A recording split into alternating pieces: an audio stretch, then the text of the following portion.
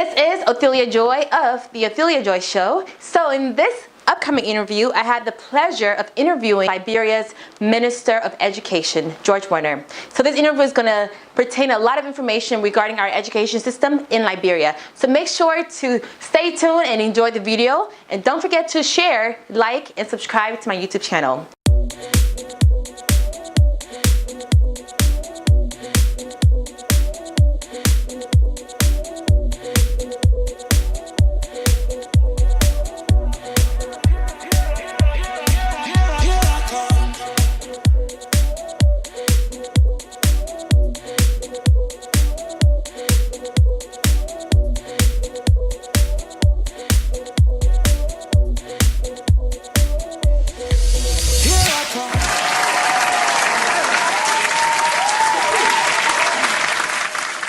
Hello and welcome to the Othelia Joy Show, here for your enjoyment.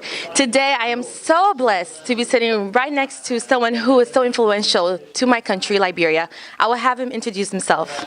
My name is George K. Werner, Minister of Education, Liberia. Nice. Well, Mr. George, thank you so much for being here. It's such an honor. Thank you for taking time out of your busy schedule to have this interview with me. So, first of all, I just want to acknowledge you. Thank you for all the work you're doing to make Liberia, especially the education system, where it is today. So now, can you tell us about some of the programs you have implemented in Liberia? Also, there are 4 critical issues in Liberia. Access, quality, learning outcomes, accountability, and governance. This is the way we want to approach reform in Liberia, by looking at those issues. So, under President Sirleaf, we have increased access.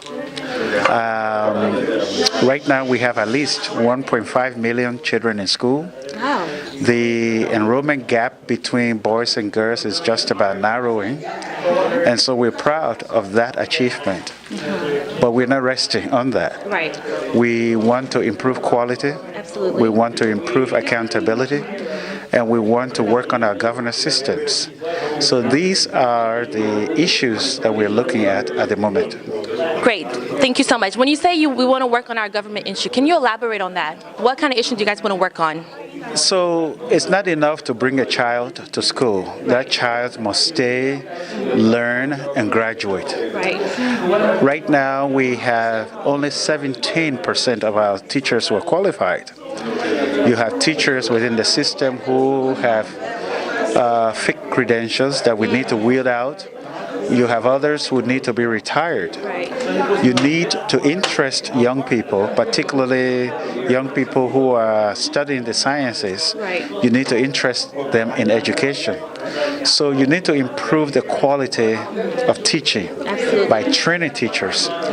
You need to provide students and teachers with learning materials, books and teachers' guides. Right. And you need to train teachers in terms of how to use these books to teach. And so you need to equip the teacher training institutes. Right. On the issues of accountability, the schooling system needs to hold itself accountable. Oh, absolutely. The county education officers, the district education officers, the teachers, and the principals need to work hand in hand with communities and parents to make sure that learning outcomes improve, be it over time. And then you have the issue of financing. That is a challenge. You have a budget that is mainly salaries.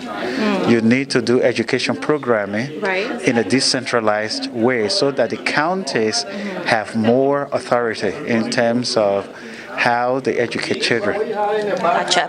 Thank you. So you said 17% of teachers have fake credentials? Are qualified. And only 17%. So how many percentage of teachers are actually teaching? It's difficult to tell. Okay. Because, look, one of the initiatives we're undertaking now is the teacher verification exercise. Okay. We're going from county to county to biometrically enroll teachers. That means we need your fingerprints, we need your passport-sized pictures for facial recognition, we need your biodata, everything computerized, so that no one will be able to duplicate you in the system.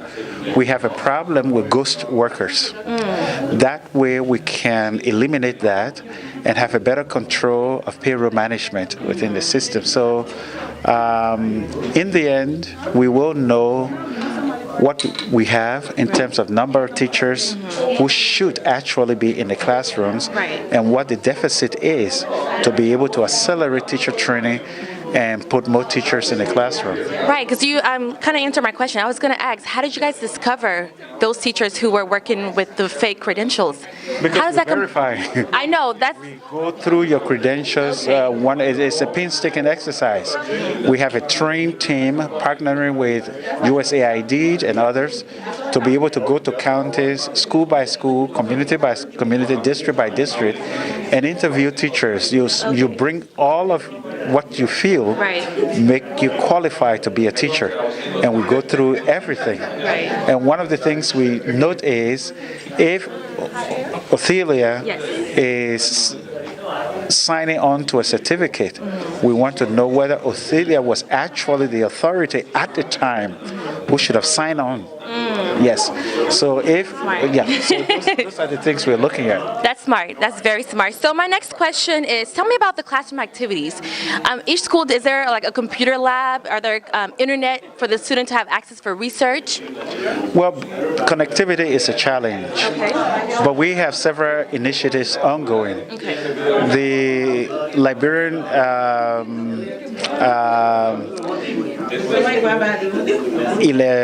LartTECHDIGITAL.com, it is called, is initiating a computer program. We have at least 101 high schools in Liberia, 127.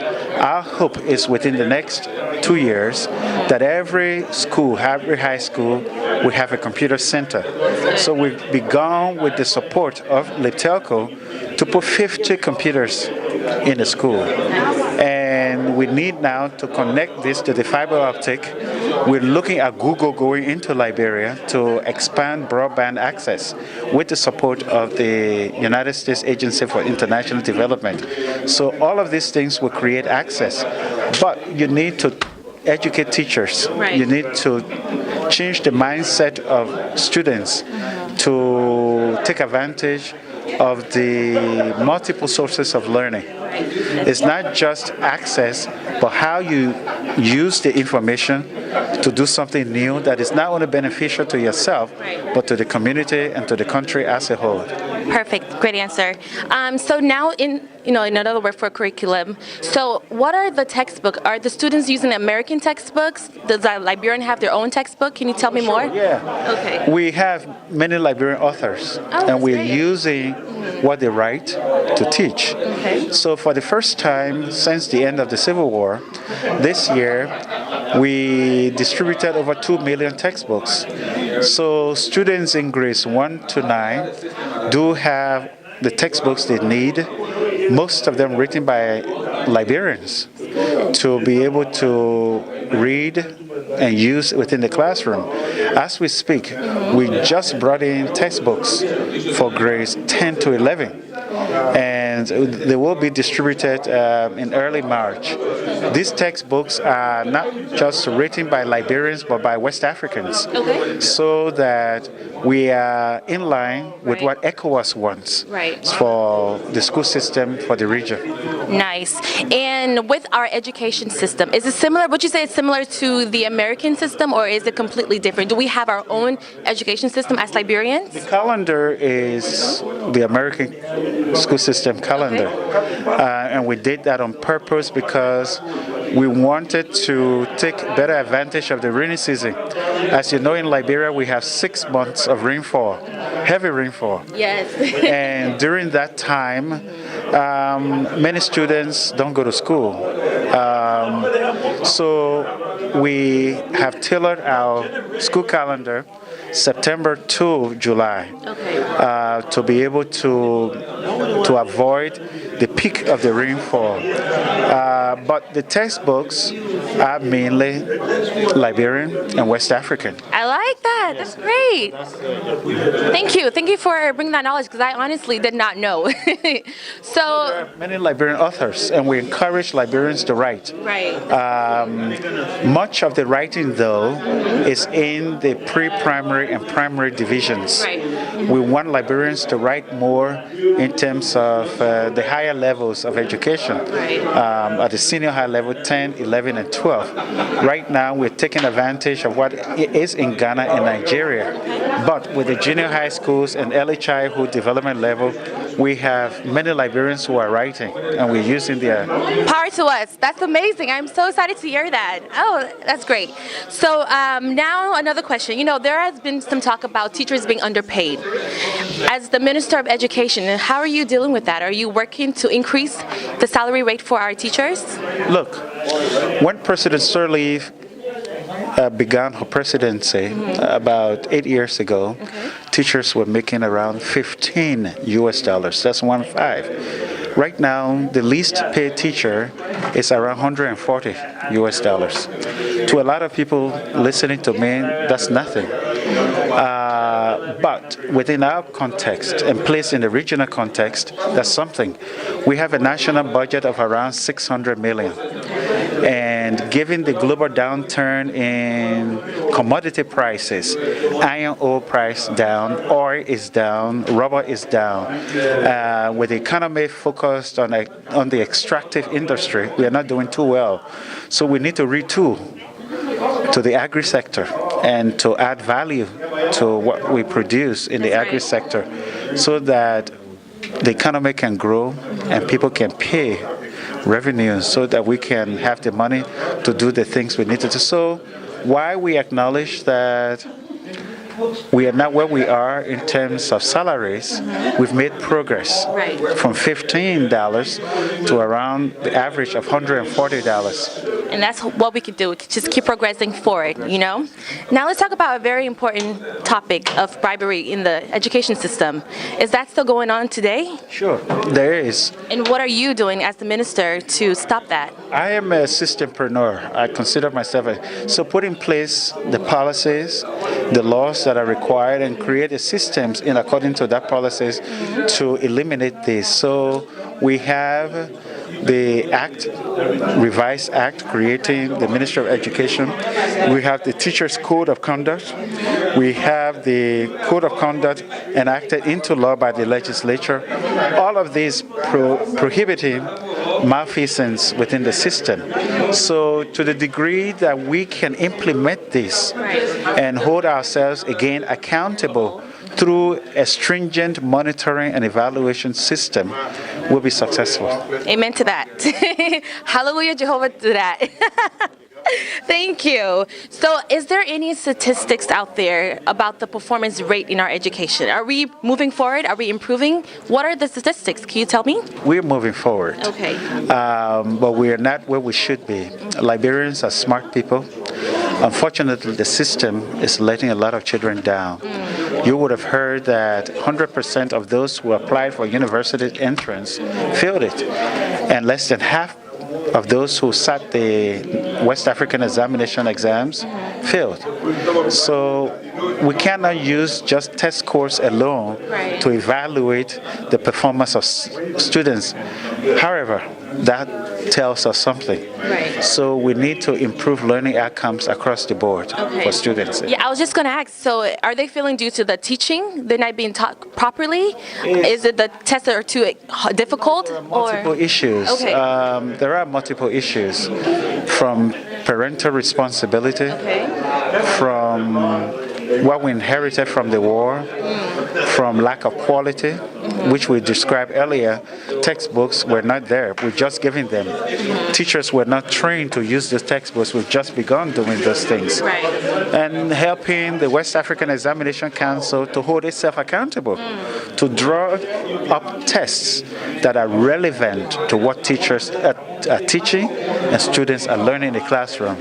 I don't want students knowing about Shakespeare in Liberia when they don't know about the their ancestors, their chiefs, the women who raised them and bring meaning to their lives. So we should make education integral to the development of our children. Nice. So on a performance level, who would you say is performing better, girls or boys? By And the why? statistics, girls are performing less by the statistics. Wow. On every score, boys are doing better. Wow. And that is a challenge for us. In fact, we have more girls dropping out of school as they age than boys. Is it because they're getting pregnant? That's What is one reason. The other reason is what the Minister of Gender described earlier. There are cultural reasons, especially in parts of the country where you have strong ritual practices related to the poorer and Sunday societies. You have those issues. But there are also financial issues. Girls mainly take care of families, and they are counted upon to be home and to do a number of things, including caregiving. We need to change our mindset, our cultural practices, and invest in girls to go to school. Great answer. But more than that too, is what I keep saying, is to improve wash facilities, water, sanitation, and hygiene, particularly in learning environments. If the bathroom is not good enough, girls will not go to school. You're right. Which is not a valid reason, trust me. I'm not saying this is a good reason not to go to school because the bathroom is dirty, but I can understand why. Girls drop out of school because, at that special time of the month, they want to make sure that where they go is clean. Exactly. And if the bathroom is not clean, they would not go there. Wow. It's a fact. See, that's another process, something we can work on, Something we can definitely work on. So how many students right now do we have on like a scholarship that are from Liberia, let's say, to the United States? We have many in the United States, but I'd like to give you a global figure. We have around 300. Most of them in master's and PhD programs. Since this administration, Salif administration, she's giving scholarships to at least 500 young Liberians to study abroad. She recognizes that she herself, having been a beneficiary of a government scholarship, the value of that to enhance capacity for the country. So when the students come, they sign a contract with the government, and when they return, we do everything we can to place them primarily in the public sector to boost the capacity of the civil service. Where we cannot, we redirect them to the private sector. All right, I got 2 more questions, and I'll let you go. So let's say if a nonprofit want to donate book supplies, school supplies, what is the process of doing that? Partner with the Ministry of Education. Okay. Right now, there used to be a practice where people brought school supplies, and those school supplies were giving some tax exemptions. I have stopped that. Unless you give those materials to the Ministry of Education, you do not enjoy the privilege of tax exemption. So partner with the ministry to be able to give those things out. We welcome Liberians in the diaspora who will partner with us to do that because it's a value. Having said that, I think we're also looking at ways to leverage the private sector. And that's one of the reasons I'm in California, to see where innovation is, where creativity is, so that we can leverage the advancements we've made in technologies to improve learning outcomes. Okay. Last question. So are people or students in the same rural area getting the same educations as well as those in the cities? Look, I had my basic and primary education in Grand Creek County and in Maryland County in Liberia. Those are considered the countryside. And I believe pre-war, the countryside gave better education than the urban areas. Right now, there's a reversal, and we need to reinvest in the countryside to make sure that no Liberian child is left behind. Thank you so much. Well, it'll just end on that. Minister George Werner, thank you so much for taking time again. I really, really appreciate this. You're the best. Again, this is the Ophelia Joy Show, here for your enjoyment. To see my mama, taking those on Sabbath. I do it a team and take taking you to Bikana to see my mama, taking you to some service. To happy that you go, mama, come see my baby, oh.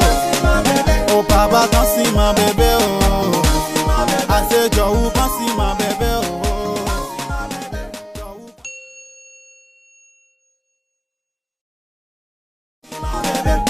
Because of the law, I want to draw who. You said no, you my interview.